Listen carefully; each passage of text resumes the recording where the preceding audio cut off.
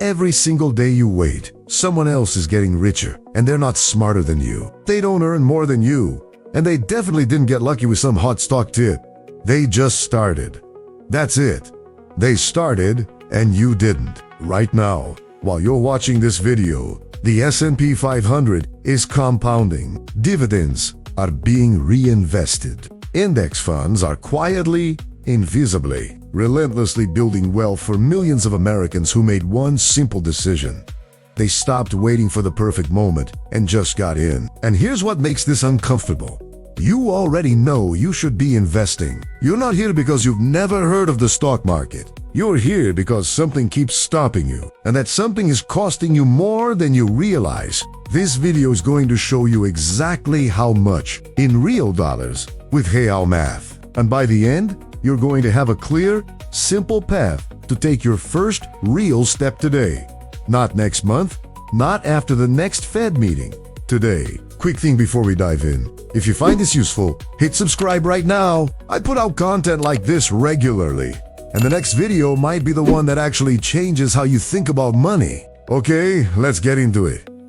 So let me describe someone I think you might recognize. You're somewhere between your late 20s and your mid-50s.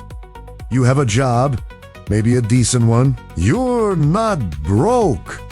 You probably have some savings sitting in a checking or savings account earning basically nothing. You've read articles about investing. You've maybe watched a few YouTube videos, possibly more than a few. You understand, at least conceptually, that the stock market goes up over time. That compound interest is powerful. That index funds are low cost and effective. You get it? Intellectually, you get it. But every time you sit down to actually open a brokerage account or set up a monthly contribution, something stops you, and it's never the same thing twice. That's the tricky part. Sometimes it's the news. The market looks shaky. There's talk of a recession. Inflation is high. Interest rates are rising. An election is coming up. A war started somewhere. The Fed said something confusing. Other times, it's more personal. You feel like you don't have enough saved yet to start investing, like there's some threshold you need to hit first. Or you feel like you need to understand more before you put real money in. You want to feel confident? You want to feel ready. And here's the brutal truth about that feeling. It never comes, because the market never looks perfectly safe. The news is never perfectly calm. Your savings account never hits that magical number that makes you feel truly ready, and the world never stops throwing new reasons to wait. This is called the waiting trap, and it is one of the most expensive financial mistakes that otherwise smart, capable people make, not because they're foolish, but because the hesitation feels responsible. It feels like due diligence. It feels like the smart play.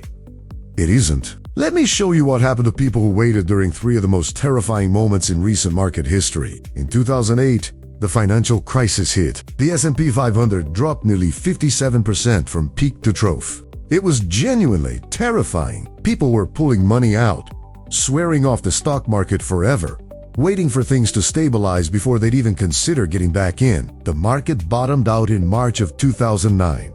By 2013, just 4 years later, it had fully recovered, and then it kept going. If you had invested $10,000 at the absolute worst possible moment, the peak right before the crash in October 2007, by 2023, that money would have grown to over $43,000. Even if you bought at the worst moment in a generation. In March 2020, COVID hit. The S&P 500 dropped 34% in about 33 days, the fastest crash in history. People panicked, waited, watched. The market recovered within 5 months. 5 months! And then went on to nearly double over the next 2 years. In 2022, rising interest rates caused a painful bear market. The S&P dropped about 25%. People said the old model was broken, that the era of easy returns was over. By the end of 2023, the market had recovered everything and hit new all-time highs. The pattern is always the same. Crash, panic, recovery, new highs. And every single time, the people who waited on the sidelines for things to feel safe again missed the recovery. They got the pain of watching without the reward of owning. The invisible cost of waiting. Now let's talk numbers. Real numbers, because this is where it stops being abstract and starts being personal. Meet two people. Let's call them Marcus and David. Same age right now, both 45. Same income, their whole careers. Same discipline with money. The only difference between them is when they started investing. Marcus started at 25. He put in $200 a month into a low-cost S&P 500 index fund. Never changed the amount. Never tried to time the market. Just kept going. Rain or shine, bull market or bear market. $200 every single month. David had the exact same $200 available at 25, but he waited for various reasons that all felt legitimate at the time. He didn't start until he was 35. 10 years later, same $200 a month from that point forward. Let's see where they both land at 65, using a conservative 7% average annual return. That's the historical S&P 500 return. Adjusted for inflation, Marcus invested for 40 years. His total out-of-pocket contribution, $96,000. His portfolio at 65, approximately $525,000. David invested for 30 years. His total out-of-pocket contribution, $72,000. His portfolio at 65, approximately $243,000. That's a $282,000 difference. Nearly 3 times more wealth from the same monthly amount, the same fund, the same discipline. The only variable was a 10-year head start. And here's the part that should really sink in. Marcus didn't just earn more. He contributed more out of pocket to $24,000 more over that decade. But the market turned that $24,000 into an extra $282,000. That's compound interest doing what compound interest does. It multiplies time. And time is the one thing you can't buy back. Let's look at another example, because I want this to really land. Sarah and Jennifer, both 55 today. Both invested $300 a month into an S&P 500 index fund. Sarah started at 30. Jennifer started at 40. Sarah's total contributions over 25 years, $90,000. Portfolio value at 55, roughly $304,000. Jennifer's total contributions over 15 years, $54,000. Portfolio value at 55, roughly $121,000. That $36,000 difference in contributions produced a $183,000 difference in outcome. Jennifer didn't just lose the returns on the money she didn't put in during those 10 years. She lost the compounding on top of the compounding on top of the compounding. Every year you wait doesn't just cost you that year. It costs you every future year that money would have been working. This is what I mean by the invisible cost of waiting. It doesn't show up on any bill. Nobody sends you an invoice that says, "Dear David, you owe $282,000 for the decade you spent overthinking this." It just quietly disappears. The wealth that could have been yours simply accumulates in someone else's account instead. And the hardest part? The people building that wealth aren't geniuses. They're not financial experts. They're just people who made a decision and automated it and forgot about it. The market did the rest, okay? So now you're thinking, but my situation is different. I have specific reasons why now isn't the right time, and I want to respect that. I want to take your reasons seriously. So let's go through them one by one, because I've heard them all, and every single one of them has a data-backed answer. Excuse number 1, I'll wait until the market crashes so I can buy at a lower price. This sounds smart. It sounds like patience and strategy. In reality, it is one of the most statistically destructive things you can do with your money. Here's the problem. Nobody, and I mean nobody, not hedge fund managers, not Nobel Prize-winning economists, not the people who do this for a living 40 hours a week, can consistently predict when the market will crash or when it will bottom out. It's not a skill that exists in any reliable, repeatable form. But let's say you get lucky and you correctly identify that a crash is coming. You sit on the sidelines. The market drops 20%. Great call, right? Now, when do you get back in? Because here's what actually happens. The market doesn't send you a polite email saying the bottom was last Tuesday. Feel free to invest now. The biggest recovery days almost always come immediately after the worst days, often within the same week. If you miss those days, you miss most of the gains. JP Morgan did a study on this. If you were fully invested in the S&P 500 from 2003 to 2023, 20 years you'd have turned $10,000 into about $64,000. You missed just the 10 best days in those 20 years. 10 days out of roughly 5,000 trading days. Your result drops to around $29,000. Missed the 20 best days? About $17,000. Missed the 30 best days? You barely broke even. 10 days out of 20 years. That's the cost of trying to time the market. The best strategy isn't to predict the market. It's to be in the market consistently through all of it. Excuse number 2.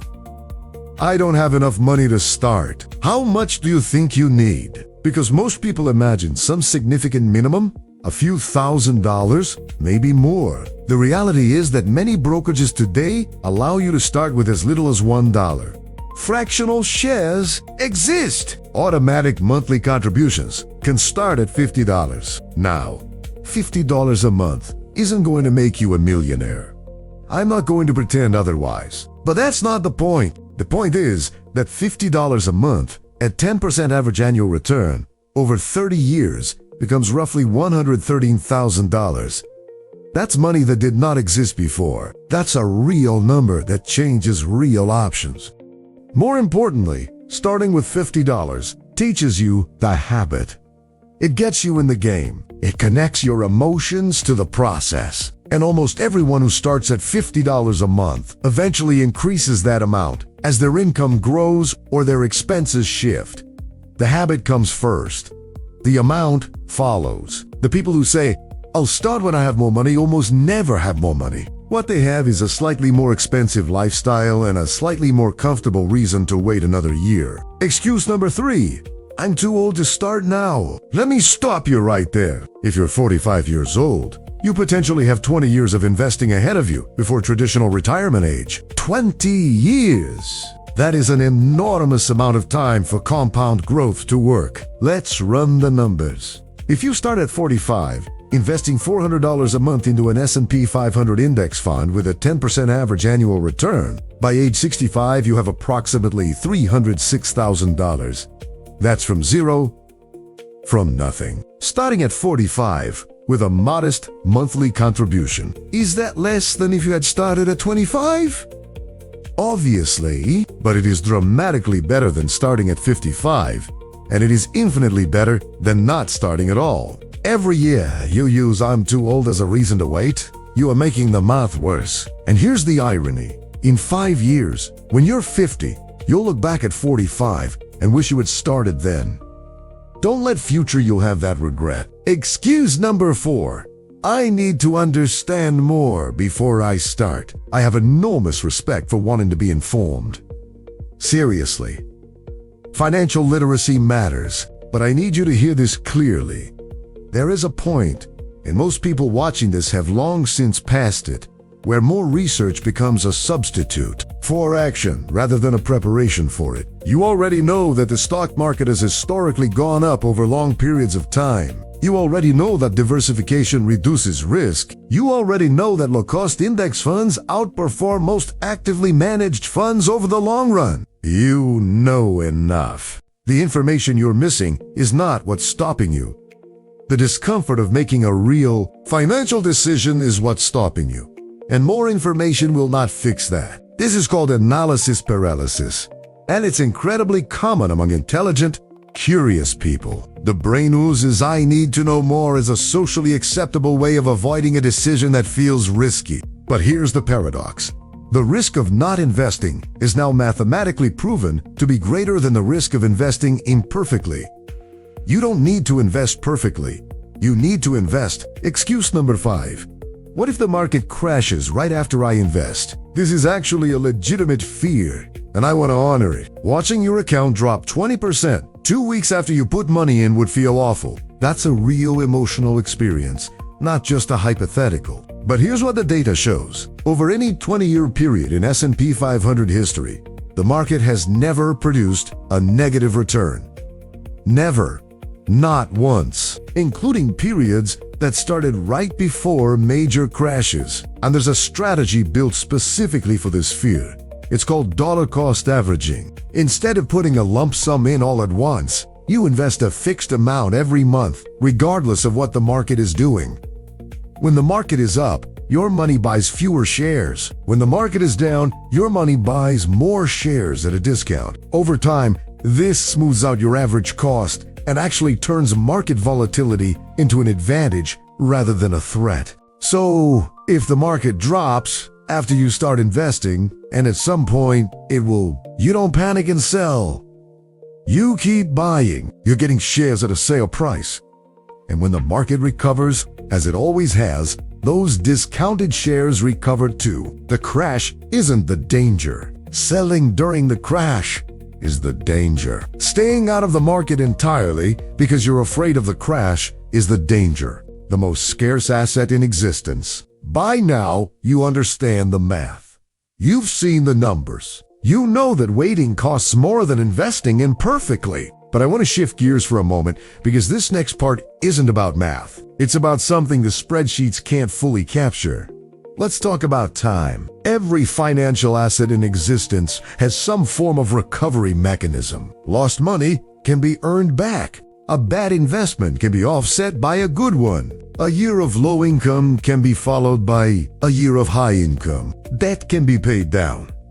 Savings can be rebuilt. But time is the one asset with zero recovery mechanism. Not one. Every day that passes is permanently gone. You cannot earn it back, borrow against future time, or find a shortcut around it. And when it comes to investing, time isn't just helpful. It is the entire engine. Compound interest is not magic. It is just math applied to time. Take away the time, and the math produces dramatically smaller numbers. So when you wait a year to start investing, you're not just losing a year of returns. You are permanently removing one of your most powerful financial years from the equation. And you are doing it in exchange for what exactly? A slightly more comfortable feeling. A few more months of research that probably won't change your decision. Let me show you one final comparison that I think will make this visceral. Alex and Chris. Same age.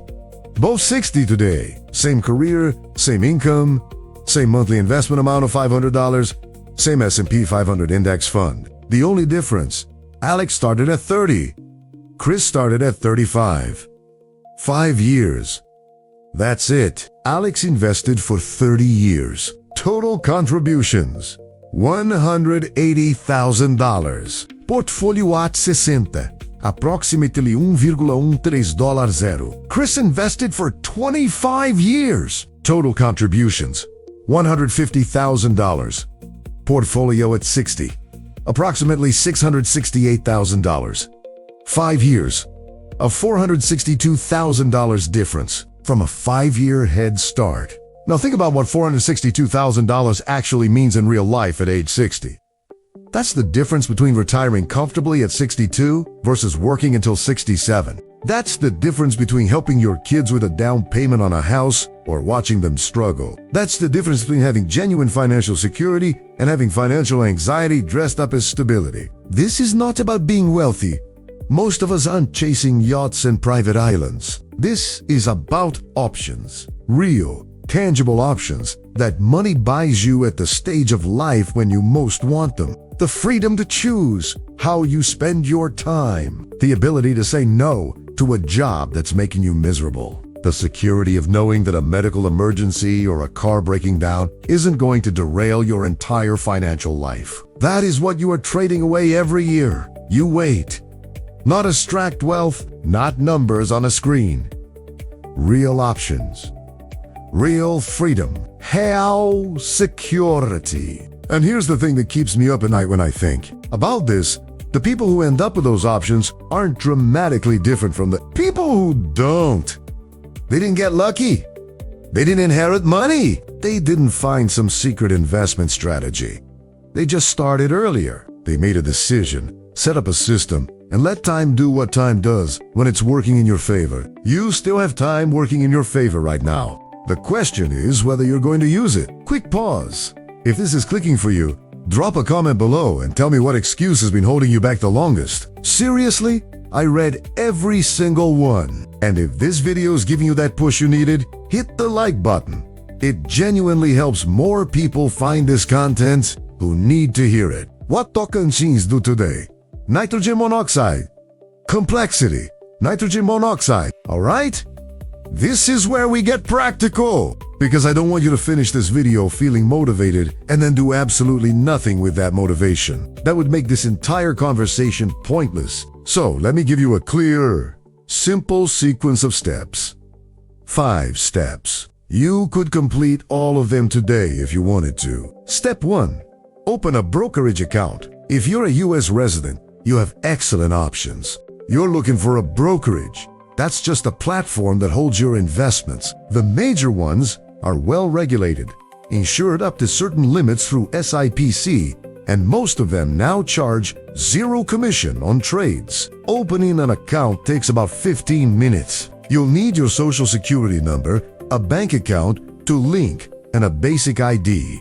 That's it. Now, here's something important specifically for American investors. If you are earning income and you haven't maxed out a Roth IRA, that should be your first priority before a regular taxable brokerage account. A Roth IRA is a retirement account where you invest after-tax dollars, and then every single dollar of growth, every dividend, every capital gain, every compounded return over decades comes out completely tax-free in retirement. Completely. That is an extraordinary benefit that the government is literally offering you, and millions of Americans leave it on the table every year. For 2024, you can contribute up to $7,000 per year to a Roth IRA, $8,000 if you're 50 or older. If you can't max it out right away, that's fine. Contribute whatever you can. Even $100 a month inside a Roth IRA is building tax-free wealth. The account is available at most major brokerages and takes the same 15 minutes to set up as a regular account. Step 2. Choose a low-cost index fund tied to the S&P. I'm not going to tell you exactly which fund to buy. That's not what this video is for. And your specific situation matters. But I will tell you what to look for. You want a fund that tracks the S&P 500? That means it automatically holds shares in the 500 largest American companies, giving you instant diversification across every major sector of the economy. You want the expense ratio, that's the annual fee, to be as low as possible. We're talking 0.03% to 0.20% range. Anything significantly higher than that, and you're giving away returns unnecessarily. These funds exist in abundance. Your brokerage will have them. Search for S&P 500 Index Fund. Within whatever platform you open an account on, you'll find what you need. This is not complicated once you're actually inside the platform. Step 3. Decide on a monthly amount. Any amount? I want you to choose a number right now, not later. Not after you finish this video right now. In your head, what is an amount that you could invest every single month without it genuinely disrupting your life? Not a comfortable amount. A manageable amount. For some people, that's $50. For others, it's $300. For others, it might be $1,000.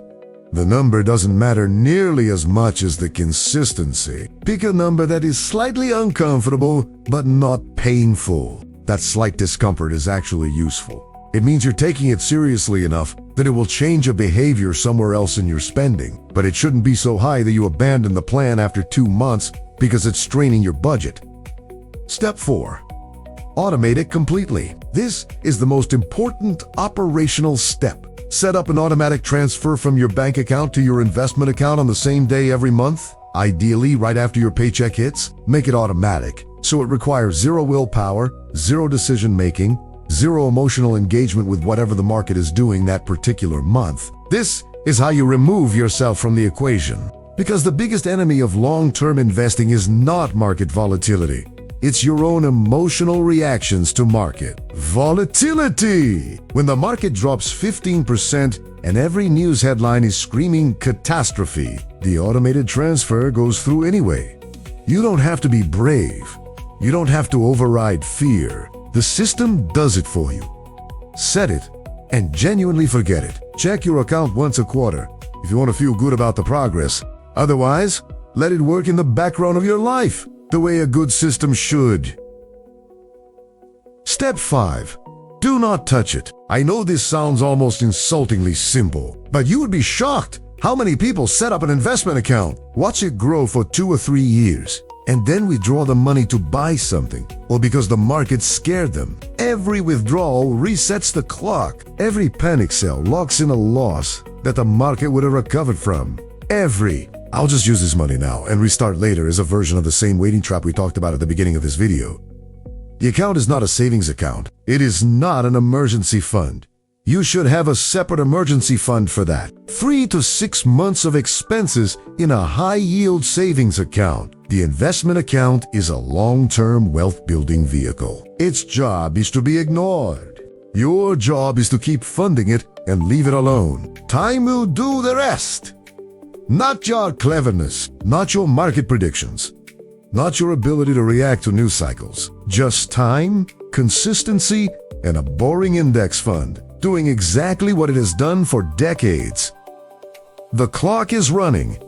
Here's where we land. You came into this video knowing you should invest. You're leaving it knowing exactly why you've been waiting, exactly what that waiting has cost you, and exactly what to do about it starting today. The market doesn't care about your reasons for waiting. It doesn't pause while you get comfortable. It doesn't hold a spot for you until the time feels right. It just keeps moving. Every day it moves. It's either moving with your money in it or without it. The best time to start investing was the day you got your first paycheck. The second best time is before this video ends. I'm not asking you to overhaul your financial life tonight. I'm asking you to do one thing. Just one. Open a brokerage account, or calculate the number you could invest each month, or search the words S&P 500 index fund with actual intention for the first time. Not just curiosity, but the intention of someone who has decided they're done waiting. One action. Tonight. Because every person who has ever built real financial security started with one action on one specific day, and almost all of them wish they had taken that action sooner. Don't be the version of yourself 5 years from now who looks back at this moment and thinks, I knew. I watched the video. I understood the math. And I still waited. Be the version who didn't. If this video gave you that push, leave a comment below telling me what your one action today is going to be. I want to hear it. And if you found this valuable, the like button genuinely helps this reach more people who are stuck in the same waiting trap. Now go watch the video that's showing up on your screen right now. I put it together specifically for people who are ready to take this to the next level. I'll see you there.